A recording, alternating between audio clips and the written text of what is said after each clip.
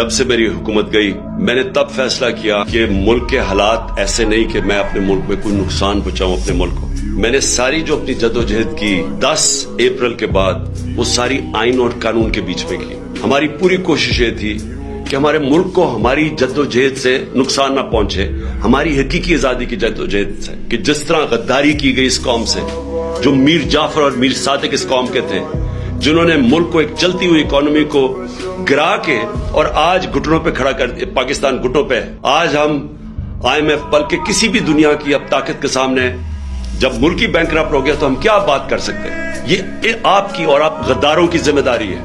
آپ ذمہ دار ہیں اس کے. ایک طرف بے روزگاری بڑھ رہی ہے, دوسری طرف مہنگائی بڑھ رہی ہے. اس کا کون ذمہ دار ہے؟ اس کے آپ اور آپ کے سہولت کار جنہوں نے یہ سازش کی تھی, آپ ذمہ دار ہیں.